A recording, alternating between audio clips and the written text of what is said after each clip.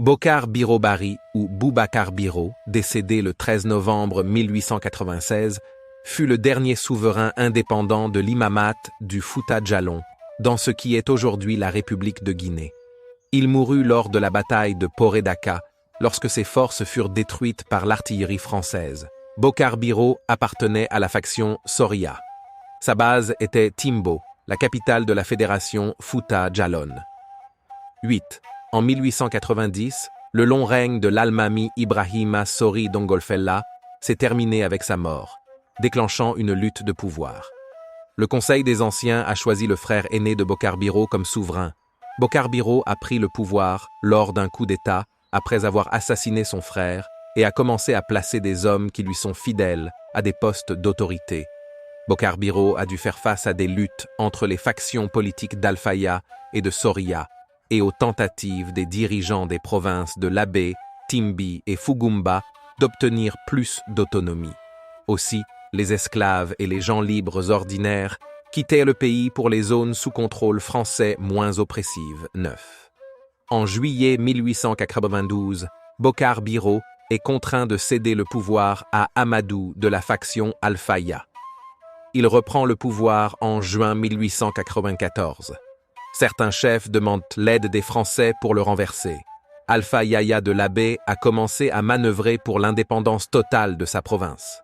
Le 13 décembre 1895, les chefs mécontents dirigés par Modi Abdoulaye Dokiré ont attaqué et vaincu Bokar Biro à Bantignel, et il n'a réussi qu'à s'échapper de peu.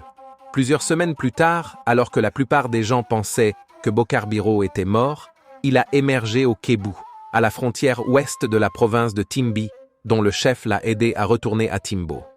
Il a réussi à rassembler une nouvelle armée de 1500 soldats, avec laquelle il a vaincu ses ennemis le 2 février 1896. Les principaux chefs se sont cachés. Intervention française. Fin 1894, les Français envoyèrent Raoul de Beckmann comme leur représentant pour rencontrer Bokar Biro et arranger un traité. En mars 1895, de Beckmann avait passé près de 3 mois à la frontière de Fouta Djallon et abandonnait tout espoir d'organiser une réunion.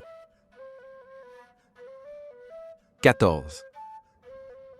Sans autorisation, l'administrateur français a franchi la frontière et attaqué le village de Nanso, près de Demoukoulima, qu'il a accusé d'avoir pillé une caravane appartenant à un allié français. Un des anciens du village a été tué. Cet incident a alimenté l'hostilité de Bokar Biro, qui a accusé les Français d'une série d'actions hostiles, y compris la suppression du commerce des esclaves avec le Soudan et le refus de renvoyer des esclaves fugitifs. Il se méfiait également des visites à Fouta Djallon d'agents français sous prétexte d'échanger ou de faire des études topographiques, qu'il pensait être en préparation d'une intervention militaire.